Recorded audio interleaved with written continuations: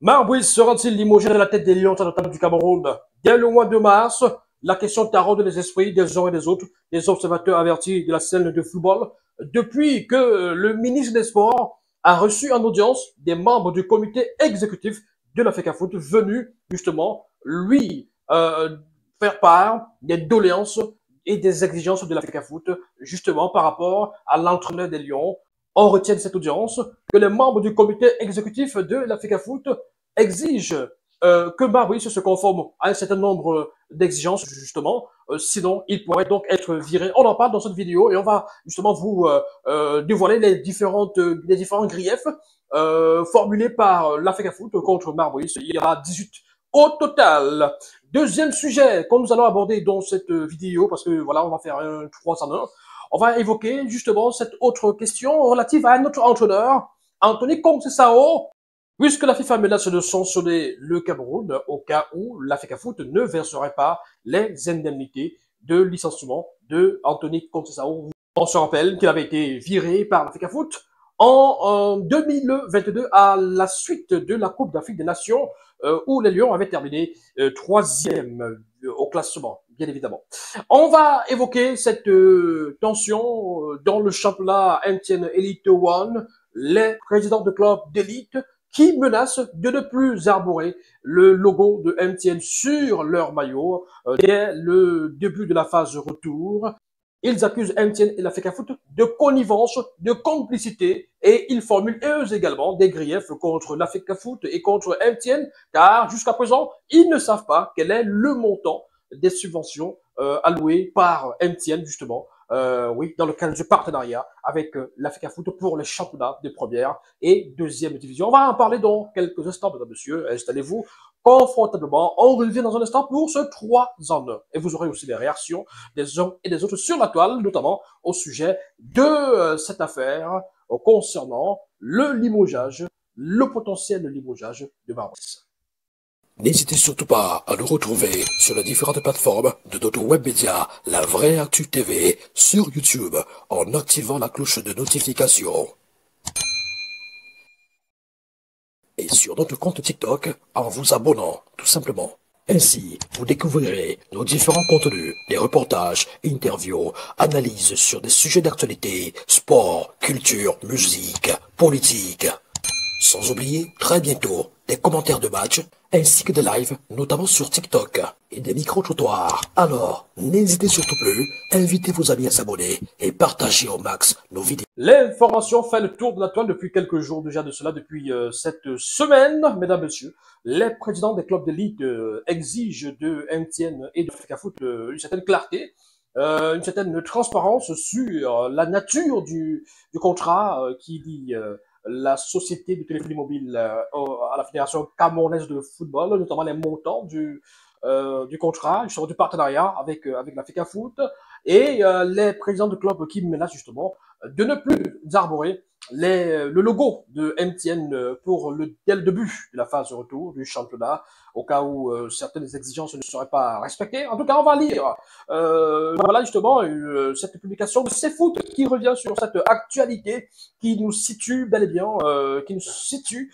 beaucoup plus sur cette actualité. Les présidents de club d'élite s'indignent de la complicité de MTN Cameroun dans l'opacité autour du contrat de sponsoring du championnat avec l'Africa Foot. Dans une correspondance adressée au directeur général de MTN Cameroun, ayant pour objet paiement publicité MTN au club professionnel, le collectif des clubs d'élite de football du Cameroun dénonce la complicité entre la fédération et la société MTN dans la mauvaise exécution du contrat de sponsoring du championnat d'élite pour les raisons suivantes.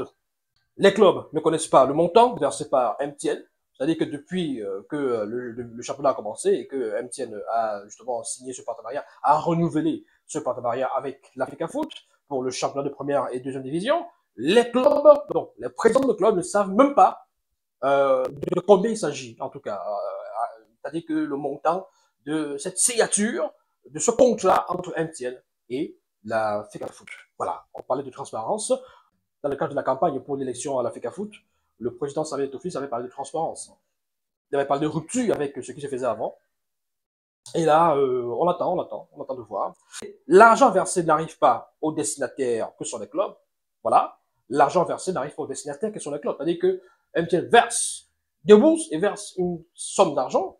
Et les clubs, les présidents des clubs, ne sont pas au courant. C'est-à-dire, d'après leur dénonciation, ils ne voient pas cet argent. Parce que vous savez, avec l'Africa Foot, on parle beaucoup ces derniers temps de justification de paiement de salaire avant de verser quoi que ce soit et tout ça. Et c'est compliqué parce qu'entre-temps, les clubs sont obligés d'arborer quand même les logos de MTN sur leur maillot. C'est-à-dire qu'ils font tout ça comme ça et par la suite, ils n'ont pas, ils ne reçoivent pas, d'après ce qu'ils disent, d'après leur dénonciation, ils ne reçoivent pas donc cet argent-là. Le MTN n'associe pas les clubs aux négociations. Mais voilà, les clubs aimeraient que pendant les négociations, justement, qu'ils soient également associés, comme ça se fait un peu partout ailleurs. Voilà. MTN ne suit pas l'effectivité du versement de l'argent au club. Donc, il n'y a pas un suivi de la part de MTN d'après. Je dis toujours d'après parce qu'il n'y a pas envie de dire que c'est toi qui parles, c'est toi qui dis ça. Non, c'est d'après donc les présidents de clubs signataires de cette dénonciation, en tout cas, de ce document qui circule sur la toile. Les clubs qui menacent d'engager donc des actions en justice contre MTN indiquent suspendre, dès la phase de retour, le port du logo MTN sur les maillots des joueurs. Voilà, les championnats MTN Elite One et Elite 2. Les dites résolutions ont été signées par 12 présidents des 10 clubs à Yaoundé le 4 février 2025. Que pensez-vous de cette sortie, énième sortie, des présidents de clubs d'élite, championnats de première et deuxième division? Ils sont en tout 12 qui ont signé ce document. Vous avez la possibilité de laisser vos réactions, vos impressions en commentaire, mesdames et messieurs. Deuxième sujet, et non des moindres, mesdames et messieurs, attention aux oreilles. La FIFA qui ordonne à l'Africa Foot de payer la somme de plus d'1 milliard de francs CFA suite au limogeage de l'entraîneur, de l'ex-entraîneur des Lions indomptables du Cameroun, Anthony Conceição. Alors la nouvelle fait grand bruit depuis quelques heures. La toile a découvert cette correspondance de la FIFA qui date du 13 décembre 2024 dans laquelle la FIFA ordonne à Africa Foot de payer donc cette indemnité de licenciement d'Anthony Conceição. Alors, le courrier date donc du 13 décembre. La FIFA ordonne à l'Africa Foot de payer l'ancien entraîneur Antonio Conceição à la suite de son limogeage par le président de la Fédération camerounaise de football, Samuel Eto'o après la CAN. Dans le courrier, on peut lire ceci. Chère madame ou monsieur, alors le courrier est en anglais, mais on peut justement le traduire. Chère madame ou monsieur, nous nous référons à l'affaire ci-dessus et notons qu'à l'heure actuelle, aucun paiement n'a été effectué au réclamant conformément à la décision rendue par la Chambre du statut du joueur dans l'affaire référence FPSD-5510, décision de la CPS. À cet égard, nous demandons une nouvelle fois à l'Africa Foot de remettre la rémunération impayée aux demandeurs et de fournir la preuve du dit paiement à la FIFA au plus tard le 19 décembre 2024. Par souci d'exhaustivité, nous rappelons également qu'en juillet 2024, la FIFA a retenu 20% du financement de développement de l'Africa Foot jusqu'au paiement intégral des montants visés par la décision du CPS en application de l'article 8, voilà, paragraphe 2, de l'annexe du règlement, l'annexe 2 du règlement sur le statut et le transfert des joueurs. Et dans le cas où l'Africa Foot persiste dans son incapacité à se conformer à la décision du CPS, une restriction supplémentaire sera mise en œuvre et l'affaire sera soumise à la commission de discipline de la FIFA. Nous vous remercions de votre aimable attention de ce qui précède. Voilà. Donc, de façon, grosso modo, la correspondance de la FIFA à la droite de l'Africa Foot, c'était depuis le 13 décembre 2024. Et jusqu'ici, rien n'a été fait. Et donc, d'après pas mal d'analystes et d'observateurs de la scène footballistique, la scène sportive de façon générale, l'Africa Foot, voilà, les Lions pourraient aussi subir les conséquences, les contre-coups de cette affaire parce que on pourrait, je dis bien on pourrait, c'est pas une certitude, on pourrait justement être suspendu pour des prochaines compétitions et c'est quand même grave parce que la FIFA nous fait savoir qu'elle a déjà retenu 20% du financement de développement de l'Africa Foot et que d'autres restrictions sont prévues au cas où ce salaire de Anthony Conceição n'était pas réglé. Alors, pour rappeler, on va rappeler simplement que Anthony Conceição avait été licencié par Samuel Eto'o au lendemain de la Coupe d'Afrique des Nations 2021, disputée de janvier à février 2022 au Cameroun. Voilà, Tony Conceição avait saisi la FIFA pour licenciement abusif. Voilà donc la situation dans laquelle pourraient se retrouver les lions indomptables du Cameroun. Voilà donc la situation dans laquelle pourrait se retrouver le football camerounais de façon générale. Donc voilà une situation qui aurait pu être évitée si Anthony Conceição n'avait pas été limogé de façon cavalière, de façon, moi j'ai envie de dire, maladroite et peut-être inappropriée à ce moment-là. Que pensez-vous de cette situation au moment où on annonce un autre limogeage? Au moment où on annonce un autre limogeage, et cette fois-là, de Marc Brice. Marc Brice, qui a qualifié les Lions pour la Coupe d'Afrique des Nations, pourrait regarder cette Coupe d'Afrique des Nations à la maison, sur son petit écran, tout simplement. Marc Brice, qui s'apprête à affronter les Swatini dans le cadre des éliminatoires de la Coupe du Monde, et la Libye aussi, hein, dans le cadre des éliminatoires de la Coupe du Monde 2025, qui se dispute au Maroc cette fin d'année. Voilà, à quelques heures, à quelques jours, j'ai envie de dire ça comme ça, de ces deux matchs capitaux pour les Lions, on est en train de réfléchir sur le limogeage de Marc Brice. C'est quand même assez curieux, c'est impressionnant, c'est étonnant, c'est surprenant, c'est hallucinant. Et c'est ça l'Africa Foot d'aujourd'hui, l'Africa Foot de maintenant. Donc, alors, avant de s'intéresser à cette actualité, regardez un tout petit peu cette image. C'est un extrait de la conférence de presse des membres du comité exécutif de la Fédération camerounaise de football à l'issue de leur audience avec Narcisse Moulay Kombi. Insubordination. Nous le touchons à cet entraîneur. De nombreux manquements qui sont d'ailleurs contenus dans le Monsieur le ministre. Madame, la première vice-présidente qui veut dire qu'elle a dénombré, que nous avons dénombré parce que pas moins de 18 manquements de mépris, de subordination. Un entraîneur qui va dire à l'international, qui dit à des commissaires de match, qui ne travaille pas pour la Fédération camerounaise de football et qui travaille exclusivement pour le ministère en charge des sports. Nous faisons cela scandaleux. Alors, si tu travailles pour le ministère en charge des sports et non travaillons, que faisons-nous avec un entraîneur qui ne nous reconnaît pas comme étant celui-là, l'instance qui assure son autorité hiérarchique? Oui.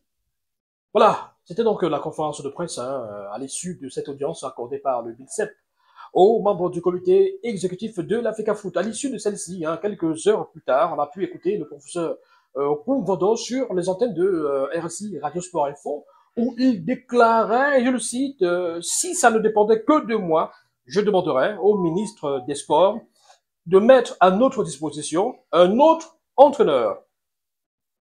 Voilà. Donc, voilà, ça dépendait que de lui. Il souhaiterait que le ministre des Sports mette à la disposition de l'Africa Foot un autre entraîneur. C'est-à-dire que vous n'avez pas encore compris comment des gens peuvent être aussi incohérents. Un jour, ce n'est pas le ministre des Sports qui peut nommer. Un autre jour, c'est lui qui peut mettre à la disposition un autre entraîneur. C'est quand même, c'est hallucinant. En fait, derrière ça, vous comprenez qu'il y a un gros problème. Il y a un gros problème. La tête de Marc Brice ne plaît pas aux gens de l'Africa Foot. La tête de Marc Brice énerve du côté de l'Africa Foot. Marc Brice n'est pas cet entraîneur docile, qui accepte tout, qui fait marcher sur les pieds, qui accepte qu'on le piétine, qu'on lui impose quoi que ce soit. La raison pour laquelle il subit tout ce qu'il subit là. Il est privé de son assistant tout le temps pour des matchs qu'il a préparés avec lui, ainsi que ses agents. Ça, il faut le dire. Parce que il faut aussi que Marc Brice, justement, qu'il intègre les agents. Déjà, il a été privé de ces agents avec lesquels il avait été nommé en principe. C'est-à-dire qu'il est quand même dans une situation assez complexe, où il arrive, il débarque, il est nommé avec des gens, et par la suite, on les lui enlève, on lui adjoint d'autres personnes, il doit faire avec, mais on aimerait simplement que lui, il soit l'homme le plus heureux du monde dans ce genre de situation. Des matchs qui se déroulent qu'il prépare avec son assistant de longue date, Joachim Mulunga. Joachim Mulunga, finalement, il se retrouve dans les gradins, dans les tribunes. Il n'assiste pas au match. Il n'est pas assis sur le banc de touche, aux côtés de son patron, avec qui il a travaillé sur ce match. Et il faut le dire, c'est Joachim Mulunga qui fait les séances de mise en place tactique avec les Lions indomptables du Cameroun. C'est-à-dire que, en réalité, quand vous regardez les entraînements des Lions, par moment, à un moment donné, vous vous rendez compte que c'est Joachim Mulunga qui est beaucoup plus proche des joueurs et qui fait des mises en place tactiques avec les joueurs. Donc, la FECAFOOT ne tient pas compte de tout ça. Le seul problème, justement, ce qui compte à ce niveau-là, c'est montrer qui est le patron, qui commande, qui dirige, qui est la hiérarchie. Et après, on vient se plaindre et on formule 18 accusations contre Fabrice. On va les lire, ces accusations. Vous allez vous faire votre petite idée là-dessus. Vous allez nous dire, avec des commentaires, si vous trouvez ces accusations fondées ou pas. Est-ce que ces accusations tiennent la route? On va y aller rapidement. Question de temps, top chrono. Allez, 1. Refus manifeste d'assister à une réunion officielle le 10 mai 2024. 2. Organisation d'une conférence de presse et publication d'une liste de joueurs sans autorisation. 3. Non-respect de la charte marketing, mettant en péril les liens entre la FECAFOOT et les sponsors. 4. Transmission incomplète des listes de joueurs sélectionnés. 5. Refus de communiquer ses rapports sur les matchs contre le Cap-Vert et l'Angola. 6. Dépassement des délais pour fournir des listes définitives des joueurs. 7. Non-reconnaissance de l'encadrement technique et collaboration avec un staff non officiel. 8. Absence à une convocation pour un regroupement à Douala. 9. Utilisation de subterfuges pour éviter une conférence de presse. 10. Détournement des joueurs et incitation à la défiance envers la FECAFOOT. 11. Refus d'intégrer certains responsables nommés par les hautes autorités. 12. Sollicitation excessive de personnes extérieures au staff officiel. 13. Manque de respect à l'hymne national et aux emblèmes lors des matchs officiels. 14. Propos dégradants envers ses adjoints. 15. Multiplication d'interviews polémiques dans les médias. 16. Déclaration irrespectueuse à l'encontre du président de la FECAFOOT. 17. Refus de communiquer le programme de préparation des Lions indomptables. 18. Gestion jugée unilatérale et conflictuelle de la sélection. Voilà, donc les 18 accusations formulées par les membres du comité exécutif de la FECAFOOT contre Fabrice auprès du ministre des Sports, Narcisse Mouellet-Kombi. Dans un instant, on va essayer de survoler quelques réactions sur la toile. Vous allez vous marrer, hein. Il y a des réactions plus ou moins drôles et provocatrices, voilà, d'un côté comme de l'autre. Alors, quand vous parcourez ces accusations, est-ce que vous n'avez pas envie de rire quand même?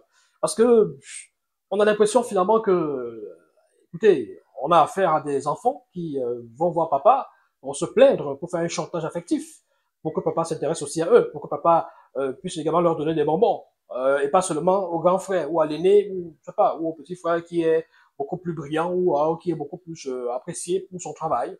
Et ceci survient à quelques jours de l'annonce de la dotation de 2 véhicules à l'endroit de Fabrice et son assistant Joachim Mulunga, voilà, pour ce travail bien fait, la qualification des Lions indomptables du Cameroun pour la CAN et surtout la qualité du jeu, des matchs, un esprit retrouvé. Et ceci intervient après le discours du chef de l'État, justement, qui appréciait le travail, qui félicitait l'encadrement des encadreurs des Lions. Bon, maintenant, qui est encadreur, qui n'est pas encadreur, le débat est toujours en cours parce que beaucoup de personnes vont toujours vous faire comprendre, vous faire croire que quand le chef d'État parle de l'encadrement ou alors des encadreurs, il a aussi parlé de la FECAFOOT.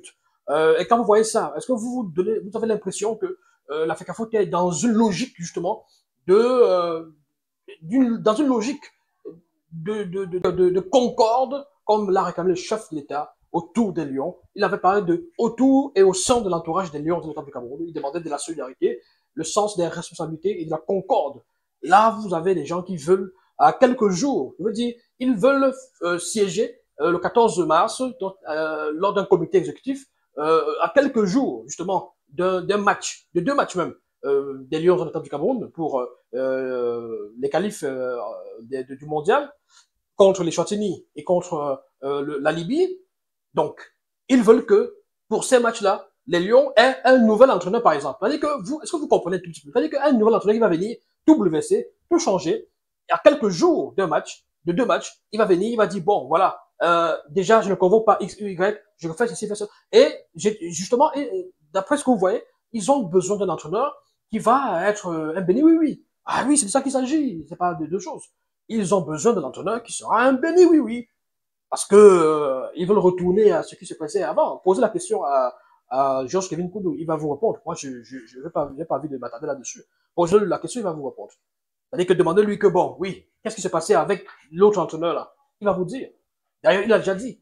Donc, c'est un peu ce qui manque aux gens de l'Africa Foot. Ils veulent retrouver cet état des choses où ils pouvaient venir faire les entraînements, ils pouvaient venir diriger les séances d'entraînement, ils pouvaient venir diriger même les séances vidéo. Voilà, c'est quand même assez curieux. Et c'est ça qui peut peut-être expliquer. Alors, quand vous voyez quand même ces accusations, vous vous dites, hormis peut-être les accusations, bon, par rapport aux interviews, à tort et à travers, de Marbrice, dans les médias, ça et là, bon, la sortie avec la presse belge, pour moi, j'avais fait une vidéo, rappelez-vous, j'avais fait une vidéo où j'avais condamné justement cette sortie, parce qu'elle était quand même maladroite, ça il faut le dire, on peut soutenir quelqu'un, on peut être derrière quelqu'un et lui dire de temps à autre, gars, tu as fait à ce niveau, tu n'as pas bien fait, et ça ne, c'est pas tuant. Il faut souvent dire la vérité aux amis. Alors, Marbrice, on le soutient pour son travail, on l'apprécie pour ce qu'il a fait, mais je dis, par rapport à cette sortie-là, il avait quand même été maladroit, quand il a dit des choses sur Samuel Eto'o dans la presse belge, et aussi la sortie après le tirage au sort de la Coupe d'Afrique des Nations. Bon, voilà, ça avait été aussi maladroit, ça il faut le dire, et nous avions dit ça dans nos différentes plateformes, dans nos vidéos. Vous pouvez aller vérifier, vous pouvez aller checker. Donc, mais quand on vous dit par exemple que organisation d'une conférence de presse, c'est lui qui organise, est-ce que c'est lui qui organise? Est-ce que c'est lui? Est-ce que c'est lui le coupable? Marbrice a été nommé par le ministre des Sports. Il avait été refusé par l'Africa Foot. Son staff avait été refusé par l'Africa Foot. Le team press officer qui gérait la communication de Lyon avait été refusé par l'Africa Foot. Et à ce moment, le ministère des Sports organise autre chose d'ailleurs. Mais c'est pas lui qu'il faut accuser. Il faut avoir le courage d'accuser l'État du Cameroun. Ah oui. Donc, on vous dit, non-respect de la charte marketing, c'est pas lui qui gère ça. C'est pas son travail. C'est pas lui. C'est pas lui qui vient s'occuper de ces affaires de logo, charte marketing, tout ça. C'est pas lui. Donc, s'il faut accuser quelqu'un, c'est pas lui à ce niveau. On vous dit, non-reconnaissance de l'encadrement technique et collaboration avec un staff non officiel. Mais c'est quand même assez, c'est drôle, c'est à mourir de rire.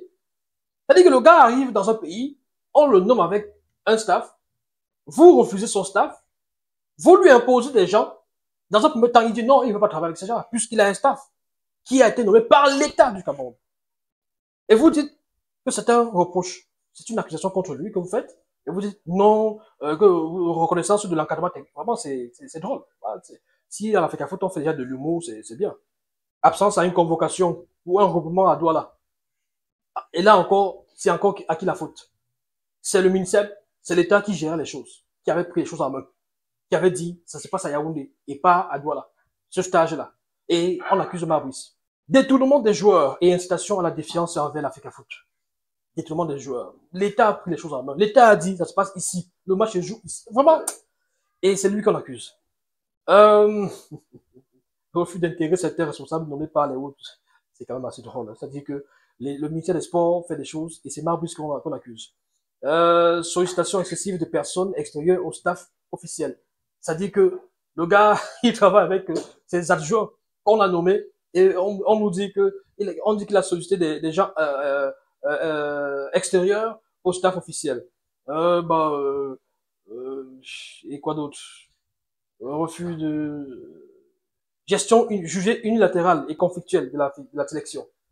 Comme quelqu'un n'a pas accepté d'être un béni oui-oui, d'accepter ce qu'on lui propose, comme il n'a pas accepté que des gens mettent leurs yeux dans son travail et imposent des choses, on dit qu'il a fait une gestion unilatérale et conflictuelle de la sélection. On dit même que ces adjoints n'ont rien à dire. Non, les adjoints ont un rôle consultatif. Moi, si j'ai des agents qui sont là, je me refais à eux, je leur pose des questions sur, je prends leurs avis, mais la décision finale, c'est moi. C'est moi, je fais la synthèse même de leurs avis et je dis, bon, voilà ce que je décide. C'est comme ça. Ça a toujours été comme ça. Ce sera toujours comme ça. Vous n'allez pas aller au Real Madrid dire que Ancelotti, il prend des décisions tout seul. Quelques réactions à présent sur la toile après cette audience accordée par le ministre des Sports aux membres du comité exécutif de l'Africa Foot qui annonce qu'il pourrait limoger Maurice ou alors qu'il sollicite le limogeage de Maurice s'il ne se conforme pas à certaines exigences. Ici Sport, oh là là, Maurice qui a qualifié les Lions à notable pour la CAN 2025 risque de regarder la compétition à la télé. Voilà, ce serait assez cocasse, assez rocambolesque quand même. Lui qui a qualifié les Lions, qui regarde la compétition depuis son petit écran. Voilà. Kamer Révolution bis. Le pasto ennemi numéro 1 du football camerounais actuellement va partir avant Maurice. Bon. Va partir avant Maurice. Cette réaction de Nana Wanji, l'Africa Foot veut chasser Maurice pour bon résultat. Rire. Voilà. Ce monsieur a donné aux Lions un notable toute la grandeur nécessaire. Aujourd'hui, nous pouvons être fiers de son travail. Soutien total à Maurice, c'est de la part de Gérard Ailé. Damba Web, qui s'intéresse également à cette actualité. Pourquoi ils veulent te liquider? Le président et ses sbires veulent placer des joueurs à l'équipe nationale. Ils veulent avoir la souveraineté des sélections. Ils ont promis des sélections à certains fils, des amis, proches, connaissances, membres de leur famille, etc. Et comme Maurice n'est pas un béni, oui, le projet est mordé. Ils veulent placer un pantin afin d'avoir le contrôle total de cette sélection, comme autant de Sidorf et Rigobertson. C'est Damba Web qui le dit, c'est pas moi. Romaric Tenda, limogez le, je vois. Vous faites trop de bruit. Voilà, c'est de la part de Romaric. Pour Emmanuel Marop, consultant et analyste des questions de sport, c'est une démarche tellement maladroite. Ceux qui sont allés rencontrer le ministre des Sports n'ont presque rien dans la tête. Ouh là là, c'est grave ça. Le président de la République félicite Maurice, les Lions à notable et leur staff, et dit qu'il souhaiterait qu'il fasse davantage. Vous venez 9 jours après dire au ministre que vous souhaiteriez que l'entraîneur parte parce qu'il est insubordonné et parce qu'il vous a manqué de respect. Voilà. Donc, c'est une réaction de Emmanuel Marop. Alors, Charles Monge-Mouliemé, Monsieur Charles, que l'État envisage d'acheter un véhicule 4x4 neuf à Maurice et un autre à son assistant, sacrilège entre parenthèses. N'est-ce pas la goutte d'eau qui a fait déborder le vase de la colère du COMEX FECAFOOT qui peut considérer cela comme une prime à l'insubordination de son employé? Doit-on s'attendre à ce que le MINSEP produise aussi une liste de griefs attestant de l'insubordination de la FECAFOOT à sa tutelle? Point d'interrogation. Une réaction qui suscite pas mal de commentaires sur la toile. Damba Web, après le limogeage abusif de Conceição, Eto'o veut récidiver avec Maurice. Le peuple ne peut pas valider cette bêtise. Voilà, c'est Damba Web qui le dit. Et Damba Web qui est très acerbe. Regardez, observez cette image. C'est la posture des preneurs d'otages. C'est à l'image de ce mandat de Samuel Eto'o. On a passé plus de temps à faire des bagarres au lieu de travailler pour le développement du football camerounais. Signé Damba Web. Autre réaction, si l'Africa Foot avait le pouvoir de limoger Maurice, elle l'aurait fait depuis From.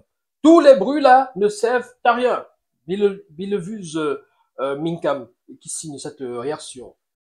Autre réaction, je ne comprends pas bien dont les gars veulent virer quelqu'un que Paul Biya lui-même vient de féliciter. Bref, ben oui, c'est de ça qu'il s'agit. Voilà. Alors, mesdames, messieurs, vous, à votre niveau, quelles sont les réactions que vous avez? Quelle lecture faites-vous de cette situation, de cette actualité? Laissez-nous vos réactions, vos impressions à travers des commentaires. Rendez-vous très prochainement pour notre vidéo. Ciao, ciao.